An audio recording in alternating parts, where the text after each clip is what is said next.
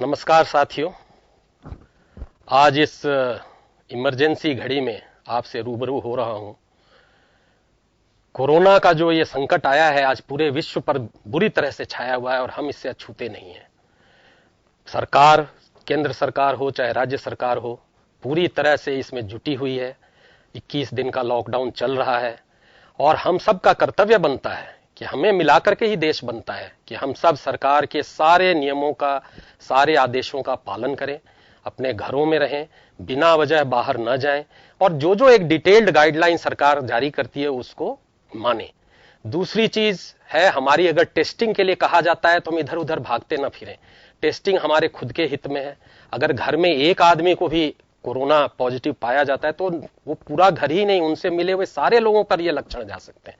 तो जितनी जल्दी आपको इस तरह का कोई भी लक्षण नजर आए और थोड़ा सा भी शक हो, 2% भी कि आप किसी कोरोना पॉजिटिव से मिले हो, ऐसा कभी भी लगे तो आप उसको सूचित करें अथॉरिटीज को और अपनी टेस्टिंग कराएं। बहुत जल्द भारत सरकार के सूत्रों से जैसा पता चलता है, बहुत जल्द बहुत ही बड़े पैमाने पर टेस्टिंग होगी और आपका कर्तव्य बनता है उस टेस्टिंग में बढ़ चढ़कर हिस्सा लें, उससे बचें नहीं। और जो बार बार आप सुनते आ ही रहे हैं कि जो बचाव के जो भी साधारण नियम है हमेशा याद रखें। घर में रहें, बाहर जाएं तो मास्क लगाएं, मास्क को धोएं। बहुत से लोग जो है एक ही रुमाल को लगा करके बैठे रहते हैं, आप कम से कम 2 रखें और धो लें अगर आपने रुमाल या कपड़े का मास्क रखा है। और अगर कागज वाला मास्क है तो आप उसको बदलते रहें समय समय पर।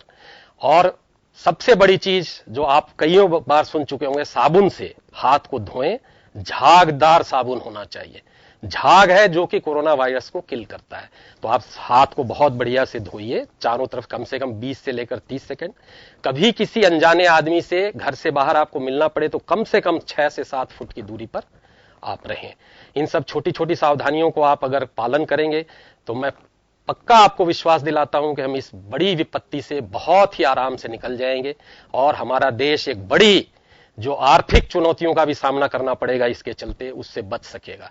हालांकि हम सबको कम खर्च पे ध्यान देना पड़ेगा और अपने परिवार की, अपने आसपास की सब लोगों की आप समझाइश करें।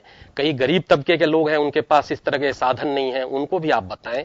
हो सके तो आप कम से कम 2-4 परिवार का, इस तरह के परिवारों को संबल दें।